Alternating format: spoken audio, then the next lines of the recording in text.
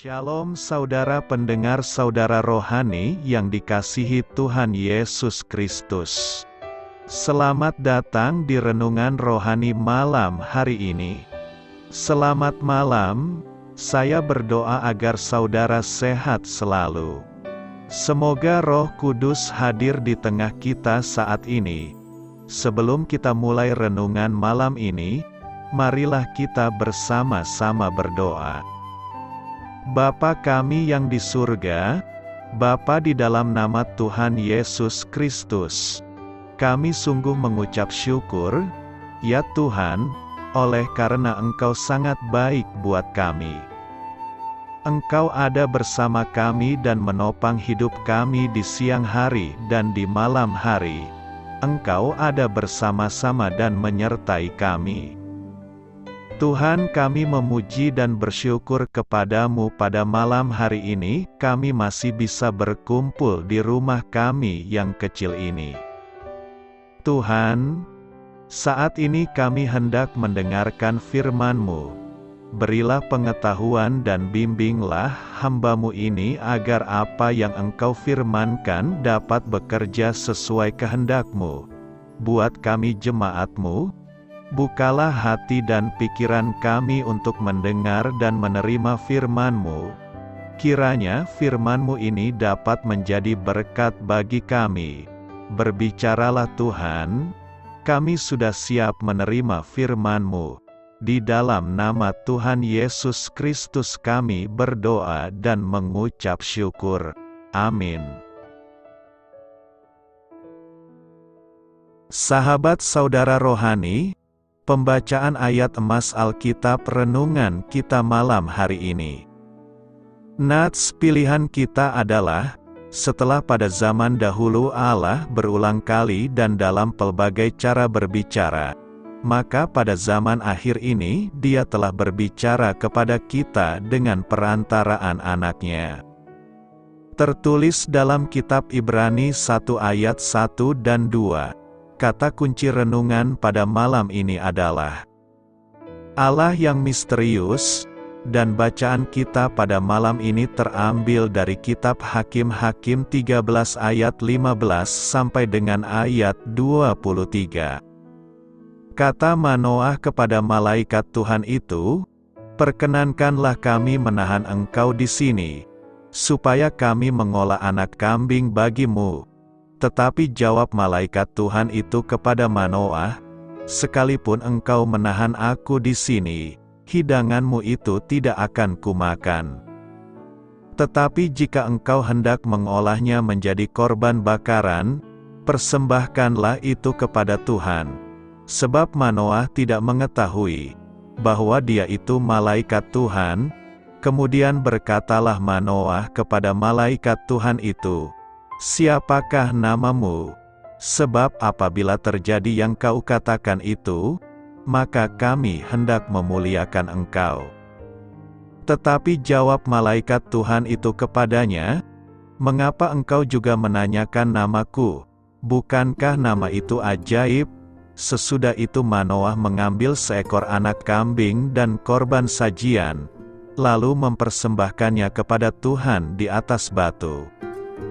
Lalu diperbuatnya keajaiban. Sementara Manoah dan istrinya memandanginya, sedang nyala api itu naik ke langit dari mezbah. Maka naiklah malaikat Tuhan dalam nyala api mezbah itu. Ketika Manoah dan istrinya melihat hal ini, sujudlah mereka dengan mukanya sampai ke tanah. Sejak itu malaikat Tuhan tidak lagi menampakkan diri kepada Manoah dan istrinya. Maka tahulah Manoah bahwa dia itu malaikat Tuhan. Berkatalah Manoah kepada istrinya, "Kita pasti mati, sebab kita telah melihat Allah."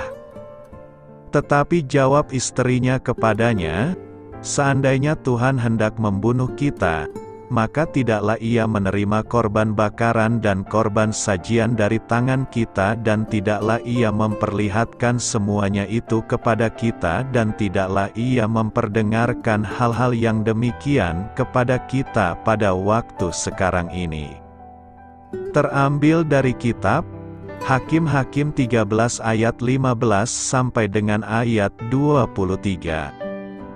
Topik dari ayat emas renungan kita adalah, memahami Allah adalah sesuatu yang mustahil, menyembah Dia adalah suatu keharusan. Mari kita mulai renungan malam kita. Untuk memulai hal baik, serahkanlah segala sesuatu hanya kepada Tuhan. Mari kita mulai segmen kisah inspiratif. Dalam bacaan Alkitab hari ini, kita membaca bahwa seseorang yang misterius dan mengagumkan mengunjungi Manoah beserta istrinya, orang tua Simson. Ketika Manoah bertanya, "Siapakah namamu?" Sang pengunjung tidak memberikan jawaban langsung, tetapi naik dalam nyala api mezbah itu. Kemudian sadarlah Manoah bahwa ia telah melihat Allah dalam rupa manusia. Siapakah yang dapat memahami Allah seperti ini? Yaitu Allah yang menuliskan 3 miliar huruf kode peranti lunak pada molekul DNA dalam setiap sel manusia. Siapakah yang sanggup memahami sepenuhnya tentang Allah yang mengetahui segala sesuatu, bahkan pikiran-pikiran dalam benak kita? Namun, banyak orang kudus dalam Perjanjian Lama yang mengenal dan mengasihi Allah yang hebat itu. Mereka mengalami sukacita oleh anugerah dan pengampunannya, sekalipun mereka tidak sepenuhnya memahami bagaimana Allah yang kudus dapat mengampuni dosa-dosa mereka. Sebagai orang Kristiani, kita pun berdiri dengan penuh kekaguman di hadapan kemuliaan dan misteri dari Allah yang tak terselami itu. Namun kita mendapatkan keuntungan besar karena kita melihat Allah dinyatakan di dalam Yesus, yang berkata, "Barang siapa telah melihat Aku, ia telah melihat Bapa." Dan ketika Yesus tergantung di kayu salib, Dia menyatakan belas kasih dan cinta Allah, karena Dia mati di sana untuk kita. Sebuah misteri, ya, namun betapa mengagumkannya bahwa kita dapat memahami kasih dari Allah yang tidak dapat diselami itu. Allah berfirman dengan perantaraan Anaknya. Hari ini tema kita adalah, Allah berfirman dengan perantaran Anaknya. Allah kita adalah Allah yang berbicara. Hal ini terbukti bahwa sejak zaman dahulu Allah berulang kali dan dalam pelbagai cara berbicara kepada nenek moyang kita dengan perantaraan nabi-nabi. Kemudian Allah berbicara kepada kita dengan perantaraan Anaknya, Yesus Kristus yang kita rayakan hari ini kelahirannya hari ini. Allah berbicara tidak hanya dulu, tetapi sampai masa sekarang ini Allah masih terus berbicara kepada manusia. Ada 3 fase Allah berbicara kepada manusia, yakni: pertama, fase persiapan, yaitu masa Perjanjian Lama dari masa Kitab Kejadian sampai Maleaki. Perjanjian Allah dengan Nuh, Abraham, Ishak dan Yakub serta Musa, nubuatan tentang Mesias. Kedua, fase penggenapan, yaitu masa kedatangan Yesus Kristus. Lukas 24 ayat 44 Ia berkata kepada mereka, "Inilah perkataanku, yang telah kukatakan kepadamu ketika aku masih bersama-sama dengan kamu, yakni bahwa harus digenapi semua yang ada tertulis tentang Aku dalam kitab Taurat Musa dan kitab Nabi-Nabi dan kitab Mazmur." Ketiga, fase penjelasan, yaitu masa Roh Kudus bekerja melalui rasul-rasul sampai murid-murid yang menjelaskan tentang ajaran Kristus. Amanat Agung Yesus Kristus Matius 28 ayat 18-20 Yesus mendekati mereka dan berkata, "Kepadaku telah diberikan segala kuasa di sorga dan di bumi. Karena itu pergilah, Jadikanlah semua bangsa muridku dan baptislah mereka dalam nama Bapa dan Anak dan Roh Kudus, dan ajarlah mereka melakukan segala sesuatu yang telah kuperintahkan kepadamu. Dan ketahuilah, aku menyertai kamu senantiasa sampai kepada akhir zaman. Itu berarti Yesus terus berbicara kepada kita hingga akhir zaman. Kelahiran Yesus di Betlehem merupakan perwujudan Allah berfirman kepada kita. Allah memilih dan menetapkan Yesus sebagai alatnya untuk berbicara kepada kita. Mengapa Yesus dipilih Allah sebagai perantaranya berbicara dengan kita? Ada beberapa alasan mengapa Yesus dijadikannya menjadi perantara bagi kita untuk berbicara dengan Allah, yakni: pertama, Yesus lebih tinggi daripada para nabi. Dituliskan pada ayat 1, pada zaman perjanjian lama Allah berulang kali Allah telah berbicara kepada umatnya dengan perantaraan para nabi. Tetapi umatnya tidak mendengarkan Dia. Lalu akhirnya Allah turun ke dunia ini menjadi manusia di dalam diri Yesus untuk berbicara kepada umatnya. Artinya, Yesus menjadi perantara Allah berbicara kepada kita. Kedua, Yesus sebagai anak adalah pewaris.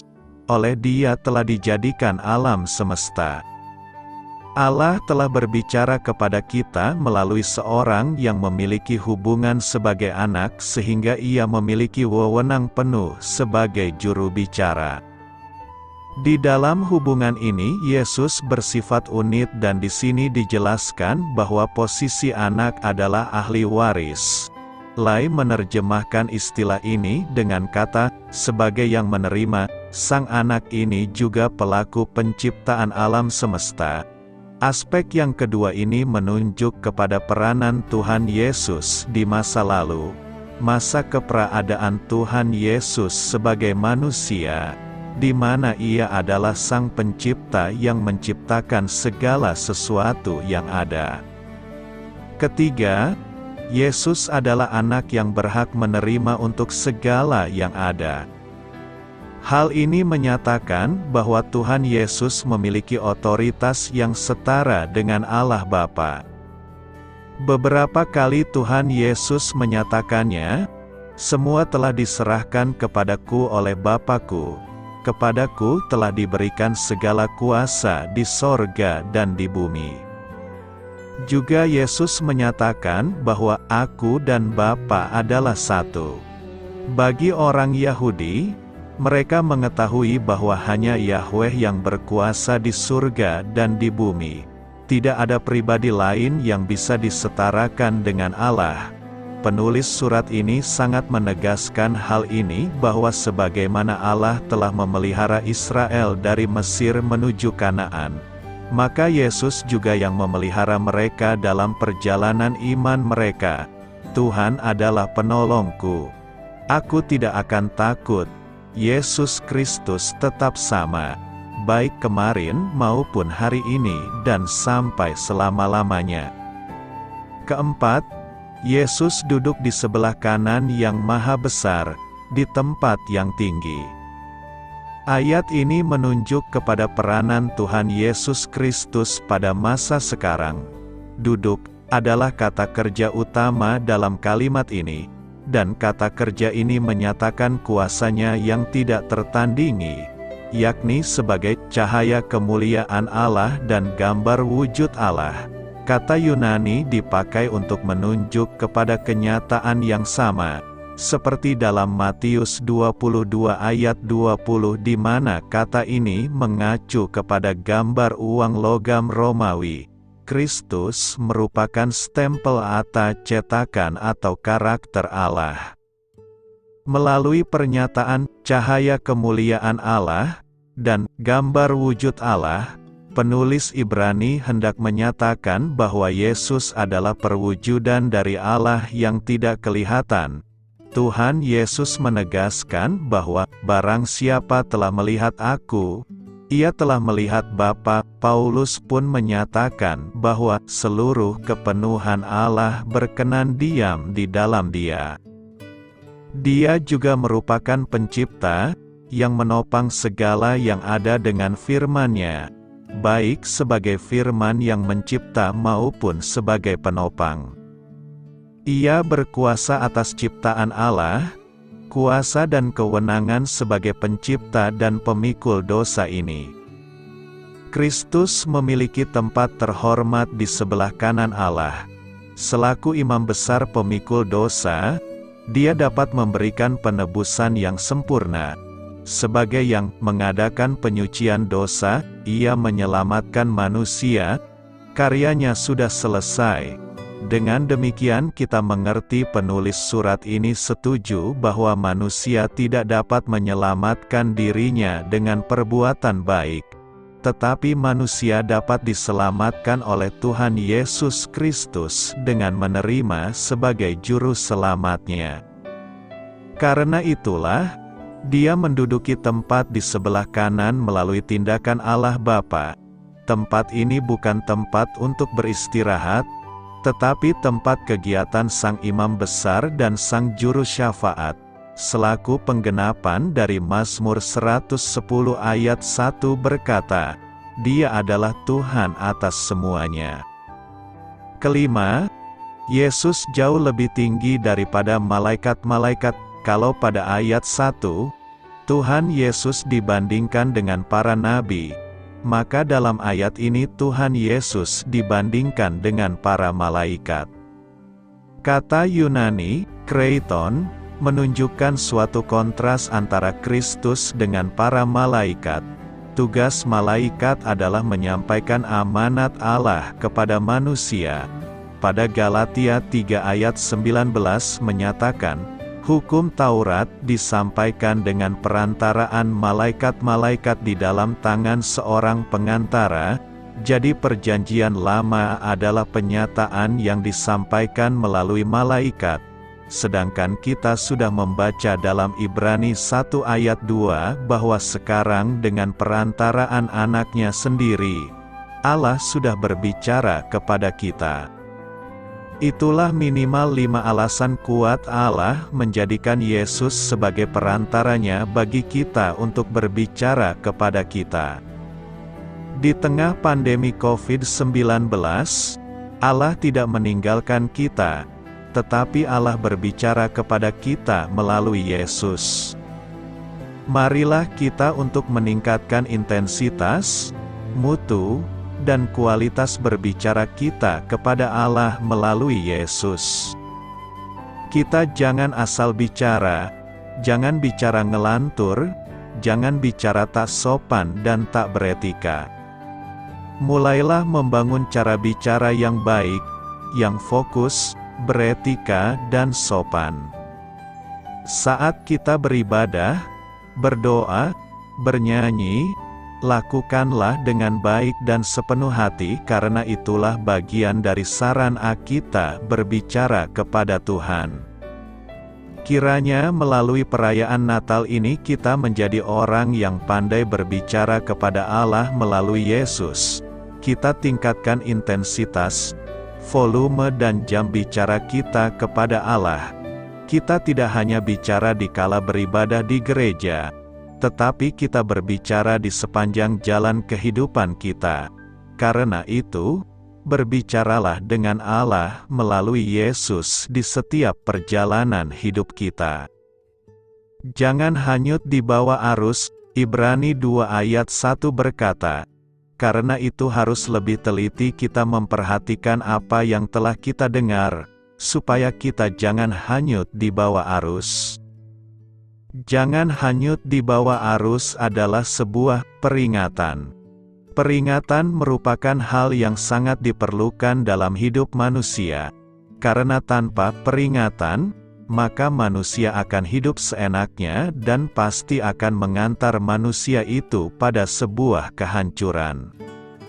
Peringatan harus ada dalam kehidupan manusia, supaya manusia dapat waspada atau mawas diri dalam kehidupan ini.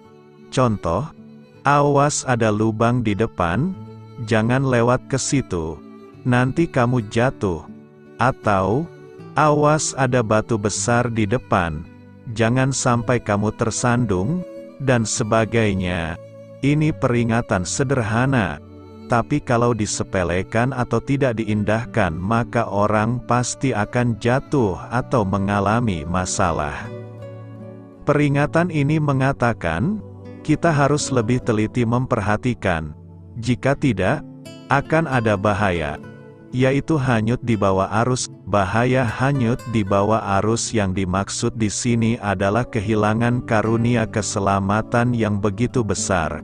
Allah, Tuhan, dan Roh Kudus yang mengerjakan keselamatan yang begitu besar bagi kita.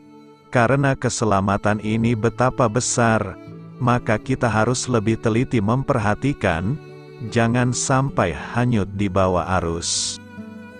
Kata "karena itu" adalah kata sambung dari kalimat di atasnya.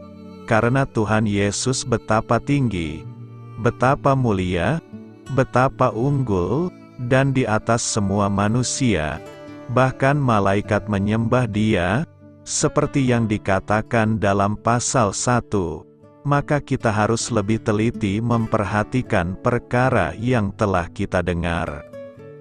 Kita telah mendengar banyak perkara mengenai Tuhan Yesus, maka kita harus lebih teliti memperhatikannya.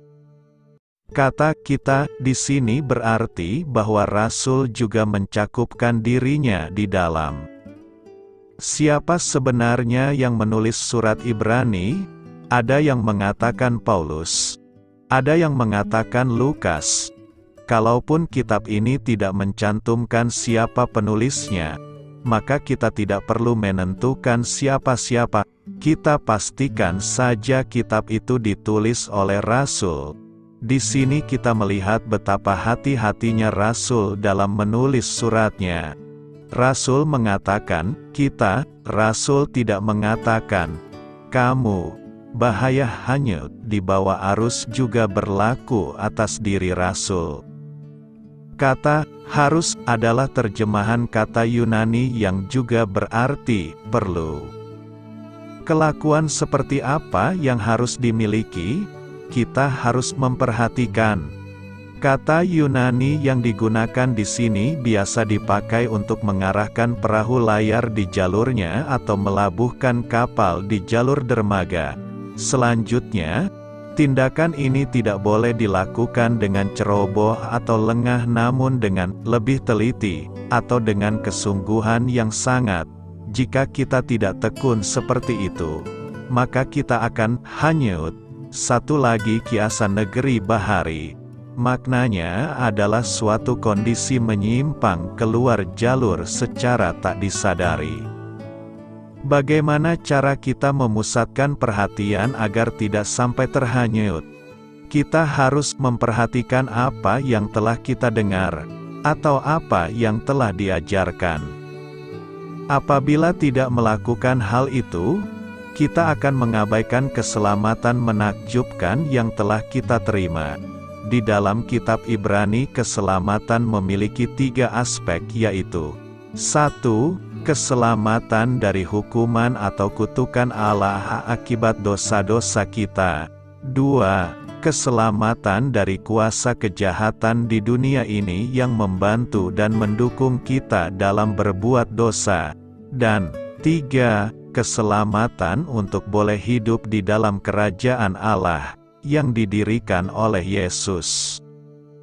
Kabar baik yang sedang kita bicarakan itu mula-mula diberitakan oleh Tuhan dan oleh mereka yang telah mendengarnya. Selanjutnya, mengenai keselamatan besar ini Allah telah meneguhkan kesaksian mereka oleh tanda-tanda dan mujizat-mujizat dan oleh berbagai-bagai penyataan kekuasaan dan karena Roh Kudus yang dibagi-bagikannya menurut kehendaknya. Prospek hilangnya keselamatan bukanlah disebabkan oleh kelalaian di pihak Allah atau Kristus.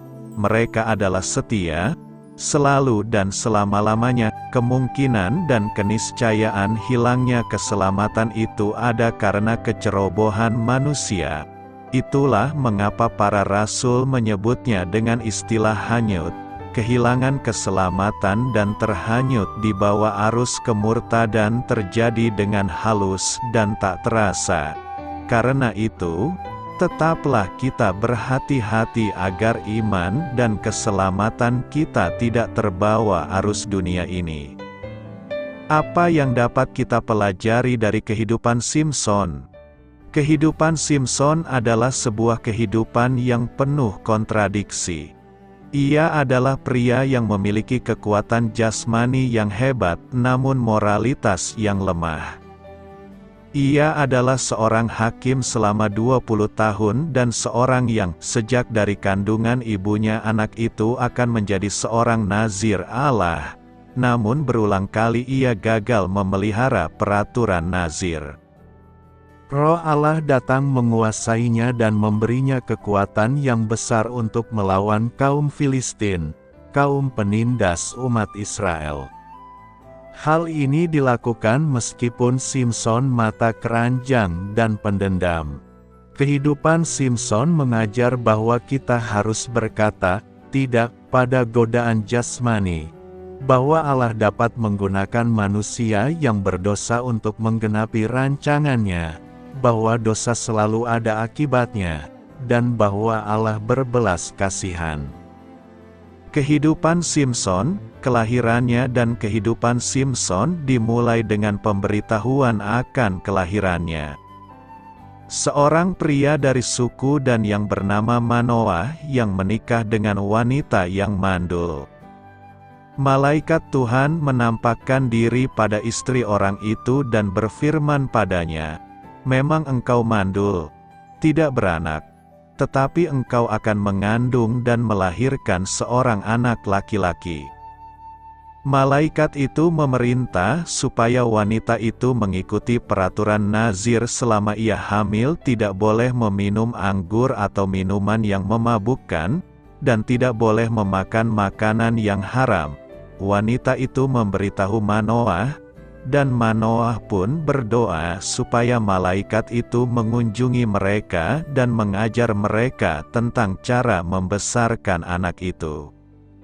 Allah menjawab doa Manoah. Malaikat Tuhan menampakkan diri pada istri Manoah sekali lagi, dan wanita itu lari memanggil suaminya. Malaikat itu mengulangi pesannya kepada Manoah, yang kemudian menanyakan nama sosok malaikat itu. Malaikat itu membalas, "Apa sebab kau ingin tahu namaku? Namaku itu nama yang ajaib." Manoah kemudian mempersembahkan kurban kambing dan korban sajian di atas batu, dan sedang nyala api itu naik ke langit dari mezbah. Maka naiklah malaikat Tuhan dalam nyala api mezbah itu. Hanya pada waktu itu barulah sadarlah Manoah siapakah sosok yang sedang berbicara dengan mereka. Kita pasti mati, sebab kita telah melihat Allah. Seperti yang telah Allah firmankan, istri Manoah melahirkan seorang putra, dan mereka menamakan dia Simson. Tuhan memberkati perkembangannya hingga dewasa. Kehidupan Simson, dari godaan hingga dosa. Kitab Hakim-Hakim kemudian menceritakan kejadiannya ketika Simson hendak mencari istri. Ia ingin menikahi seorang wanita Filistin meskipun orang tuanya menentang, dan bertolak belakang dengan hukum Allah yang melarang perkawinan dengan kaum berhala. Ibu dan ayahnya menemani Simson ke Timna dan mengatur pernikahannya. Dalam perjalanan Simson, seekor singa menyerang Simson. Pada waktu itu berkuasalah roh Tuhan atas dia, sehingga singa itu dicabiknya seperti orang mencabik anak kambing tanpa apa-apa di tangannya. Di kemudian waktu, Simson melewati bangkai singa itu dan menemui bahwa isinya adalah madu dari kawanan lebah, dan ia memakannya. Ini juga merupakan pelanggaran terhadap hukum nazir. Selama kaulnya berlaku, ia tidak boleh menajiskan dirinya, ia tidak boleh mendekati jenazah, sekalipun itu jenazah ayahnya, ibunya, atau saudaranya. Simpson sepertinya menyadari perbuatannya salah karena, ketika ia memberi madu kepada orang tuanya, tidak diceritakannya kepada ayahnya atau ibunya apa yang dilakukannya itu. Pesta yang dimaksudkan dalam Hakim-Hakim 14 ayat 10 secara harafiah adalah pesta minum. Sebagai seorang nazir, Simpson seharusnya menjauhkan dirinya dari anggur dan minuman yang memabukkan. Meskipun penulis kitab Hakim-Hakim tidak mengatakan jika Simpson mengkonsumsi anggur atau minuman memabukkan lainnya pada pesta ini, peristiwa ini berujung pada dosa. Pada pesta itu, Simpson membuat taruhan, barang siapa yang dapat menebak teka-tekinya masing-masing akan menerima kain lenan halus dan 1 setel pakaian yang bagus. Istri Filistin baru Simpson mengkhianatinya dan memberi jawaban teka-teki itu pada saudara sebangsanya. Karena geram, Simpson membunuh 30 orang Filistin dan memberi baju mereka pada orang-orang yang telah menebak teka-tekinya. Oleh ayah mertuanya, istri baru Simpson kemudian diberikan pada pria lain. Peristiwa buruk ini digunakan oleh Allah menurut rencananya. Hal itu daripada Tuhan asalnya, sebab memang Simpson harus mencari gara-gara terhadap orang Filistin. Karena pada masa itu orang Filistin menguasai orang Israel. Allah menggunakan manusia yang berdosa untuk menggenapi kehendaknya. Secara sukarela, Simpson memasuki situasi yang berujung pada dosa. Namun, tiap kali Allah menggunakan Simpson bagi kemuliaannya, dosa kita tidak dapat membendung kehendak berdaulat Allah terjadi.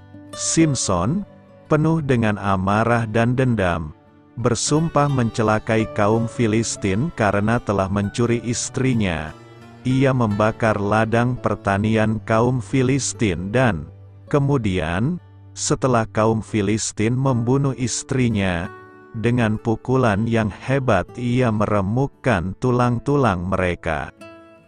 Samson bersembunyi di Yehuda untuk beberapa waktu, namun penduduk Yehuda khawatir karena Simpson malah memperparah relasi mereka dengan bangsa Filistin, mengikatnya dan menyerahkan dia kepada para musuhnya. Ketika para Filistin mendekati mangsa mereka yang telah diikat, maka berkuasalah roh Tuhan atas dia dan tali-tali pada tangannya menjadi seperti batang rami yang telah habis dimakan api dan segala pengikatnya hancur tanggal dari tangannya. Simpson menemukan tulang rahang keledai dan digunakannya sebagai senjata untuk menumpas 1,000 orang Filistin. Di Gaza, Simpson menghampiri seorang pelacur.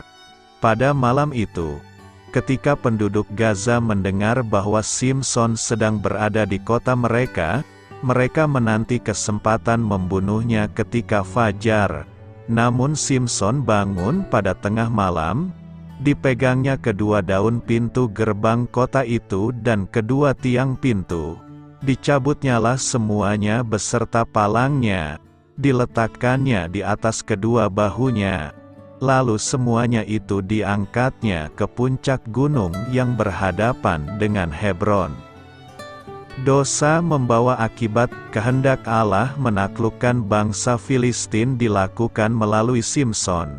Namun Simpson juga dituntut pertanggungjawabannya atas dosanya, dan ia mengalami akibat dari ketidaktaatannya dan kebodohannya. Simpson bertemu dengan dan jatuh cinta pada seorang Filistin bernama Delila. Para penguasa Filistin meminta Delila mencari tahu sumber kekuatan Simpson dan berkhianat padanya.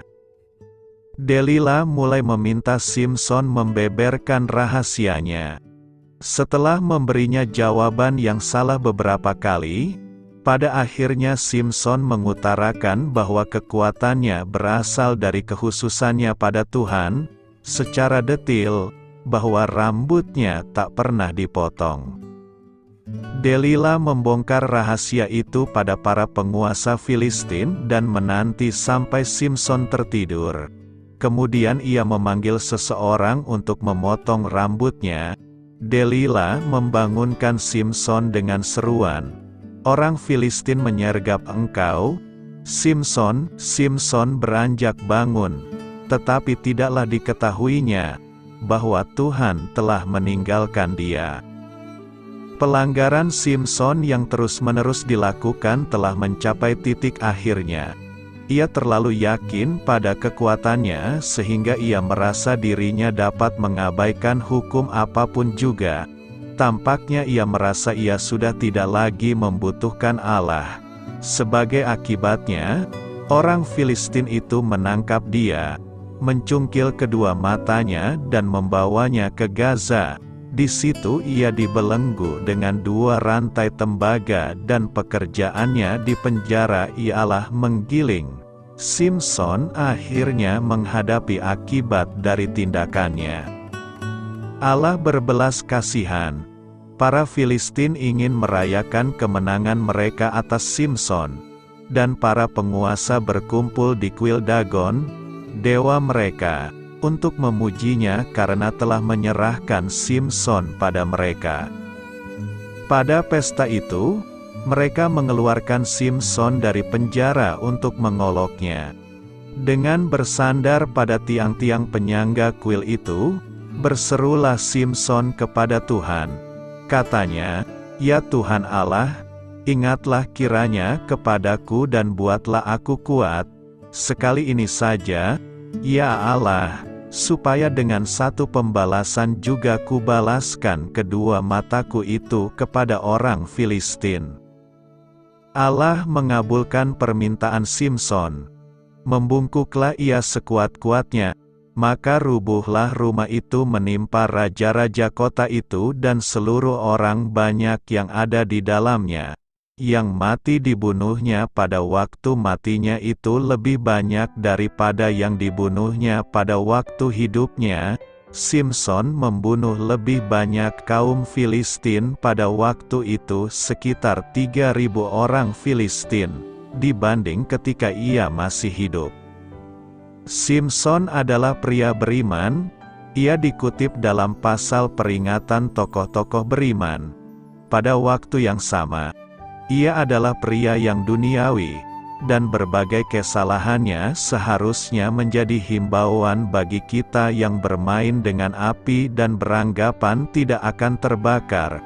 Kehidupan Simson mengajar kita akan pentingnya mengandalkan kekuatan Allah, bukan kekuatan pribadi kita, mengikuti kehendak Allah, bukan kemauan kita yang keras kepala, dan mencari hikmat Tuhan, bukan pengertian pribadi kita. Tuhan berbelas kasihan.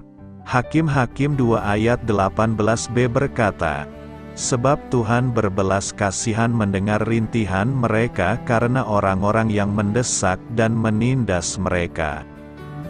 Tuhan adalah Maha Kasih dan penuh belas kasihan. Ia selalu setia mendengar jeritan umat-Nya. Tuhan adalah Allah yang memperhatikan yang tertindas. Ada banyak ayat Alkitab yang menyatakan kebenaran ini. Bangsa yang tertindas Engkau selamatkan, tetapi matamu melawan orang-orang yang tinggi hati, supaya mereka Kau rendahkan. Sebab Dia yang membalas penumpahan darah, ingat kepada orang yang tertindas. Teriak mereka tidaklah dilupakannya. Makna kata belas kasihan diterjemahkan dari kata esplagnisde, Yunani, yang menunjuk pada pengertian bela rasa. Dalam pengertian bela rasa atau compassion, pada prinsipnya merupakan rasa simpati terhadap penderitaan sesamanya yang dinyatakan dengan keinginan untuk menolong. Jadi, makna dari pengertian compassion lebih daripada sikap simpati, karena makna sikap simpati lebih cenderung pada rasa belas kasihan, tetapi tidak dinyatakan dalam sikap yang konkret untuk menolong. Itu sebabnya setiap kali disebutkan, tergeraklah hati Yesus oleh belas kasihan, maka senantiasa diikuti dengan suatu tindakan nyata dari Tuhan Yesus sebagai respon atau solusinya dalam permasalahan tersebut. Belas kasihan Tuhan adalah kabar gembira utama yang harus kita wartakan. Belas kasih Tuhan yang sempurna kita lihat dalam diri Kristus. Melalui salib dan kebangkitan Kristus, kita melihat belas kasihan Allah yang mengalahkan dosa dan maut. Kita menerima kembali belas kasih ini setiap kali kita mengambil bagian di dalam perayaan perjamuan kudus. Setelah menerima belas kasihan dari Tuhan, kita selayaknya juga berbelas kasih pada orang lain. Dan untuk seterusnya kita hidup dalam pertobatan yang terus-menerus. Dengan demikian, kita menjadi saksi hidup akan belas kasih Tuhan. Bahkan dalam keseharian kita pun, kita harus ingat bahwa kita hidup dalam belas kasihan orang lain. Terutama di jalan raya, walau kita sudah berhati-hati dan berusaha menaati peraturan lalu lintas. Jika ada satu orang saja yang tidak berbelas kasih kepada orang lain dan berniat mencelakai hidupnya sendiri dan hidup orang lain, kita bisa celaka, dan masih banyak contoh lain. Oleh karena itu, kita harus memohon belas kasihan Tuhan dalam kehidupan kita. Dan untungnya Tuhan adalah pribadi yang penuh dengan belas kasih dan pribadi yang murah hati. Sejak zaman Adam, Dia memberikan belas kasih yang tak terkira, mengingat dosa dan kejahatan manusia yang tak terperikan. Dosa-dosa kita juga, puncaknya adalah saat Dia menjelma menjadi manusia dan hidup di tengah-tengah kita, Yesus Kristus. Sebagai representasi Allah, Yesus Kristus menunjukkan belas kasih yang sangat besar. Belas kasih terbesar pengorbanannya di kayu salib yang membebaskan kita dari cekikan dosa. Seperti yang tertulis dalam Ibrani 8 ayat 12. Sebab aku akan menaruh belas kasihan terhadap kesalahan mereka dan tidak lagi mengingat dosa-dosa mereka. Lalu bagaimana dengan kita yang sudah ditebus dari dosa ini? Ada dua hal yang harus kita lakukan. Pertama, selalu mengingat bahwa kita hidup di bawah belas kasihan, terutama belas kasihan Tuhan. Seperti firman-Nya dalam Roma 9 ayat 15, sebab Ia berfirman kepada Musa, Aku akan menaruh belas kasihan kepada siapa aku mau menaruh belas kasihan dan aku akan bermurah hati kepada siapa aku mau bermurah hati. Tanpa belas kasih-Nya, sebenarnya kehidupan kita sia-sia, bahkan bisa dikatakan sebenarnya kita sudah mati. Kedua, menaruh belas kasih kepada orang yang lebih lemah daripada kita. Kitab Amsal 19 ayat 17 mengatakan, Siapa menaruh belas kasihan kepada orang yang lemah, memiutangi Tuhan, yang akan membalas perbuatannya itu. Kita orang-orang yang sudah memperoleh belas kasihan Tuhan, sudah seharusnya menyebarkan kasih kepada orang lain sebagai duta-duta Tuhan di dunia ini. Karena itu, berbelas kasihlah kepada sesama manusia. Allah sumber hikmat dan kekuatan. Hal yang akan kita renungkan, Allah sumber hikmat dan kekuatan. Istilah hikmat berasal dari kata hakam, yang berarti arif. Dari kata hakam, itu kita beroleh kata hakim. Bahwa hakim tidak selalu hakam, Itulah ironinya. Karena itulah ketika Tuhan Allah bertanya kepada Salomo apa yang mau dimintanya, maka yang diminta Salomo adalah hikmat. Ilmu membuat pintar, maka ilmu dituntut dan dipelajari. Hikmat berisikan kearifan, maka hikmat tidak dituntut, tapi diminta dari Allah. Sebab hanya Allah yang punya pengertian dan pertimbangan serta kekuatan melebihi semua kemampuan yang ada pada manusia. Hikmat harus diminta dari Tuhan, sebab hanya Tuhan yang menjadi sumber hikmat. Karena itu orang yang mau berhikmat, harus punya kedekatan dengan Tuhan. Dalam perikope khotbah minggu ini kita akan mempelajari bahwa Allah lah sumber hikmat dan kekuatan itu. Penulis kitab Ayub menarasikan bahwa hikmat itu bisa juga diperoleh dari penderitaan yang kita alami.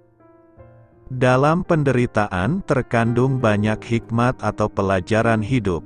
Ketika Ayub diizinkan mengalami penderitaan yang luar biasa, semua harta dan anak-anaknya hilang, sakit penyakit memenuhi seluruh kulitnya, ia duduk dalam abu, mengenakan kain kabung dan merendahkan diri. Sekalipun penderitaannya sangat luar biasa, namun ia menemukan banyak pelajaran hidup yang sangat berharga. Penderitaan yang dialami Ayub membuatnya mengakui kekuasaan dan hikmat Allah. Ada beberapa pelajaran yang kita akan temukan dalam perikope ini, bagaimana Allah menjadi sumber hikmat dan kekuatan di tengah-tengah hidup yang menderita. Pertama, hikmat dan kekuatan manusia tidak ada artinya dibanding hikmat dan kekuatan Allah. Banyak manusia menyombongkan diri dengan kekayaan, kepandaian dan kedudukannya. Padahal semua itu tidak ada artinya, dengan sekali sentuhan Allah, semua itu bisa hilang dalam waktu sekejap. Artinya, manusia tidak memiliki kekuatan yang luar biasa, tetapi hanya kekuatan yang biasa dan terbatas. Kedua, hikmat Allah tidak terbatas adanya. Hikmat manusia dibatasi oleh pikirannya. Berapa besar otak manusia? Tidak ada yang lebih besar dari ukuran kepalanya. Manusia yang sombong mencoba memahami Tuhan dengan otaknya yang kecil. Akan tetapi hikmat Allah tidak terbatas. Alam semesta ini tidak dapat membatasi panjang, dalam dan lebar dari hikmat Allah. Ketiga, dalam masalah atau penderitaan terkandung banyak hikmat. Belajar dari kesulitan, kegagalan dan penderitaan adalah baik. Kita bisa mendapat banyak hikmat di dalamnya. Kita bisa belajar betapa lemahnya dan terbatasnya kekuatan manusia yang terdiri dari darah dan daging ini, rentan dengan segala celaka dan penyakit. Sebaliknya kekuatan dan hikmat Tuhan yang akan melindungi kita dari segalanya. Pertanyaan kita sekarang adalah apakah hikmat Allah itu dan apa bedanya dengan pengetahuan? Hikmat terkait erat dengan pengetahuan, namun hikmat harus dibedakan dari pengetahuan. Dalam bahasa Yunani, pengetahuan adalah gnosis dan hikmat adalah sophia. Filsafat, filosohia, pada dasarnya adalah mencintai hikmat. Dalam bahasa Latin, hikmat sapientia dibedakan dari pengetahuan scientia. Scientia adalah pengetahuan akan satu objek, sedangkan sapiensial melibatkan bukan saja pengetahuan tetapi juga tindakan yang sepadan dengan pengetahuan itu. Manusia disebut Homo sapiens, makhluk yang berhikmat. Ia bukan saja memiliki pengetahuan, tetapi mampu menerapkan pengetahuannya menjadi solusi bagi masalah yang dihadapi dalam hidupnya.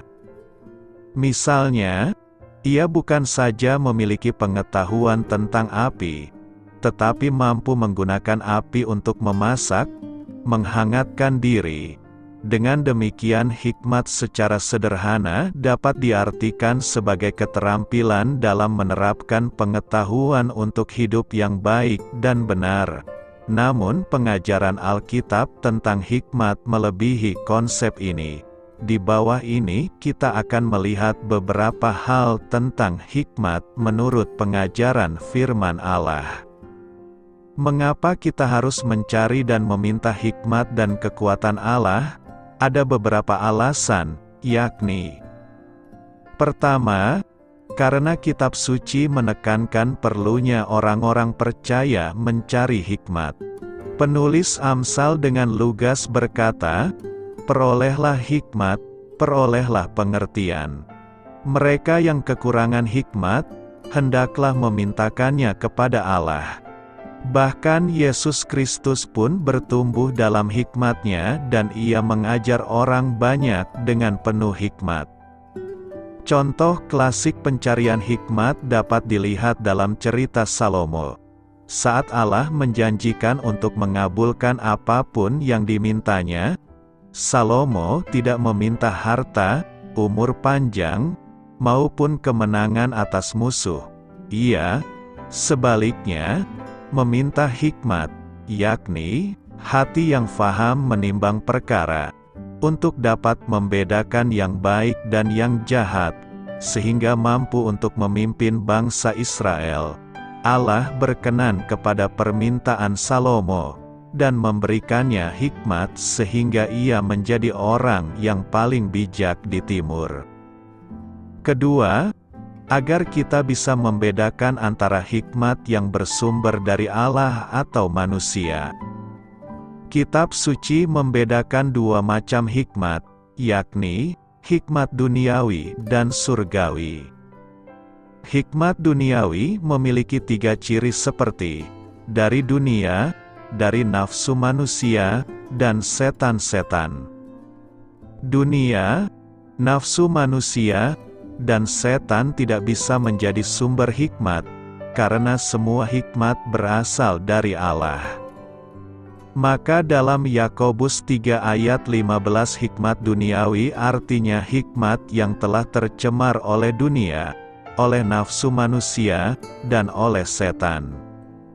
Hikmat duniawi terbatas, ia hanya berguna untuk memahami kehidupan dalam dunia ini. Hikmat duniawi tidak mampu menembus ke dalam rahasia-rahasia kerajaan Allah. Dengan hikmat duniawi manusia berdosa tidak mampu memahami rahasia penyelamatan Allah melalui jalan salib. Oleh sebab itu mereka memandang pemberitaan salib sebagai kebodohan. Namun apa yang dianggap bodoh oleh dunia ternyata jauh lebih berhikmat. Oleh sebab itu hikmat duniawi adalah kebodohan bagi Allah. Untuk memahami rahasia kerajaan Allah yang berguna untuk hidup benar di dunia hari ini dan di dunia yang akan datang, manusia perlu hikmat surgawi. Sementara hikmat surgawi adalah murni, damai, ramah, penurut, penuh belas kasihan, dan buah-buah yang baik. Hikmat duniawi berdasarkan kekuatan akal budi manusia, sedangkan hikmat surgawi berdasarkan iluminasi Roh Kudus melalui firman-Nya. Tanpa terang Roh Kudus sedalam apapun hikmat yang dimiliki oleh manusia, mereka tidak akan mampu menembus rahasia hidup kekal dalam Yesus Kristus. Hikmat duniawi yang tidak tunduk kepada firman Allah sebagai satu-satunya kebenaran, adalah kebodohan di hadapan Allah. Bagaimana cara kita untuk mendapatkan hikmat dari Allah ini? Ada beberapa cara yang harus kita lakukan. Pertama, manusia berdosa harus datang kepada Kristus.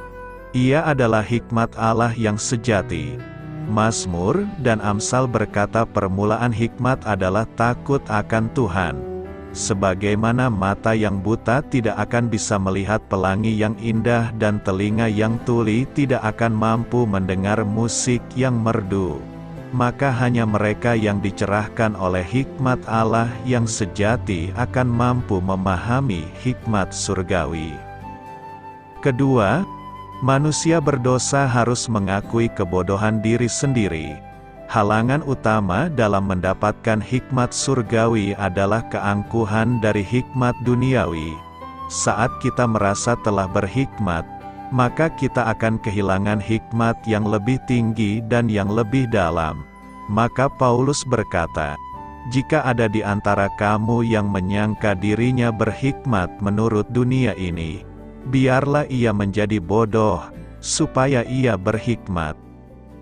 Ketiga, orang-orang percaya harus berdoa memohon agar Roh Kudus mencerahkan mata rohani mereka sehingga mereka memperoleh hikmat surgawi.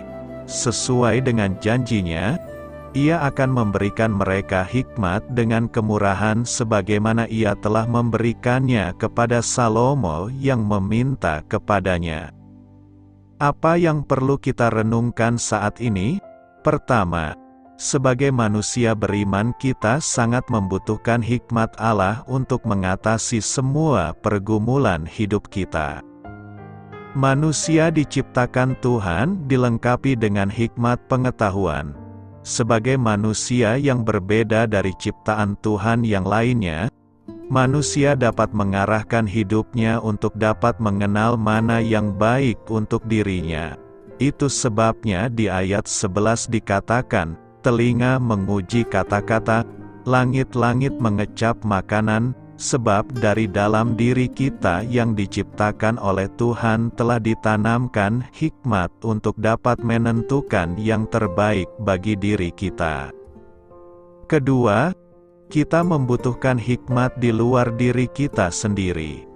Mengandalkan hikmat yang ada dalam diri saja tidak cukup. Karena hikmat manusia itu terbatas, sehingga kita harus berhati-hati dalam menggunakan hikmat yang ada dalam diri kita, jangan sampai kita menjadi orang yang tinggi hati. Kita membutuhkan hikmat dari luar diri kita sendiri. Supaya kita memiliki pengetahuan yang lebih dalam tentang kehidupan ini, maka kita memerlukan hikmat yang berasal dari luar diri kita. Contohnya, guru pengajar di sekolah, buku yang diterbitkan oleh ilmuwan, nasihat dari yang dituakan, dan juga pikiran dan masukan orang lain.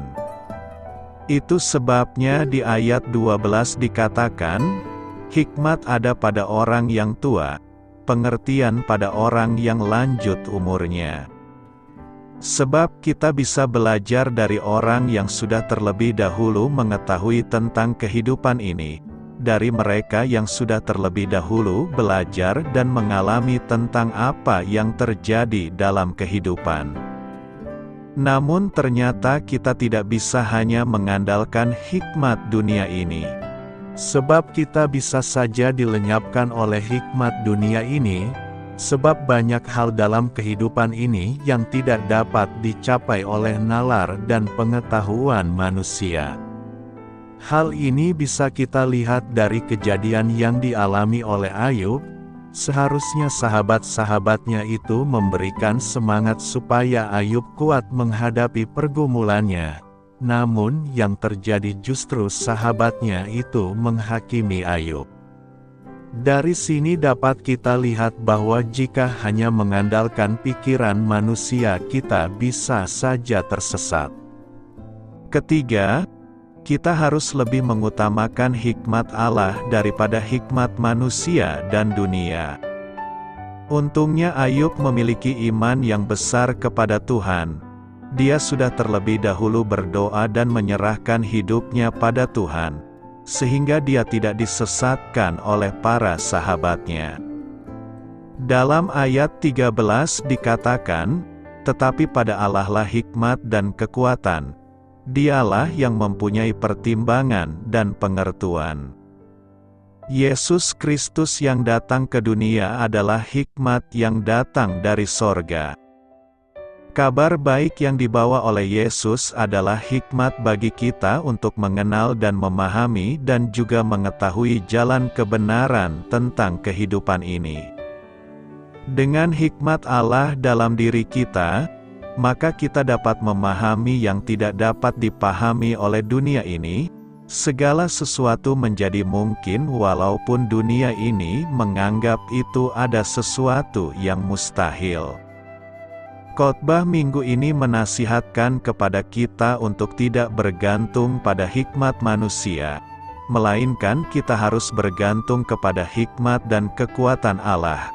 Karena itu, teruslah berusaha mencari dan memohon hikmat dari Allah agar kita mampu menghadapi dan menyelesaikan segala persoalan dan pergumulan hidup kita. Beritakanlah Injil kepada segala makhluk, hormatilah semua orang. Selamat beristirahat malam dalam kasih setia Tuhan. Doa saya menyertai saudara sekalian. Mari bertumbuh dalam iman bersama saudara rohani. Saya memberkati Anda agar sewaktu Anda mencarinya dari Dia, Bapa Surgawi Anda akan memberikan bagi Anda roti harian Anda. Dalam nama Yesus Kristus, Tuhan yang berkuasa atas alam semesta dan menuntun kita kepada iman yang menyelamatkan, Tuhan Yesus menyertai senantiasa. Terima kasih sudah berkenan mendengarkan renungan malam saudara rohani. Tuhan memberkati. Amin.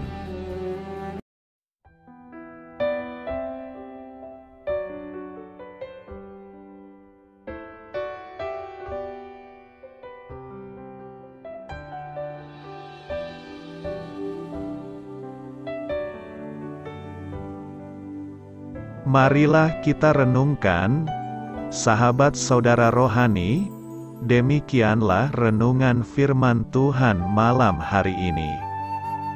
Semoga menjadi berkat di dalam hidup kita dan menjadikan kita pribadi yang lebih baik. Sebelum kita beristirahat pada malam hari ini, marilah kita berdoa. Bapa kami yang di surga, Bapa di dalam nama Tuhan Yesus Kristus, kami sungguh mengucap syukur, ya Tuhan, oleh karena Engkau sangat baik buat kami. Engkau ada bersama kami dan menopang hidup kami di siang hari dan di malam hari. Engkau ada bersama-sama dan menyertai kami, ya Tuhan Yesus. Kami mengucap syukur untuk firman-Mu, ya Tuhan, yang memberikan kami kekuatan dan menyadarkan kami bahwa kami tidak perlu takut dengan gelap dan malam. Sebab Tuhan, Engkau ada bersama kami.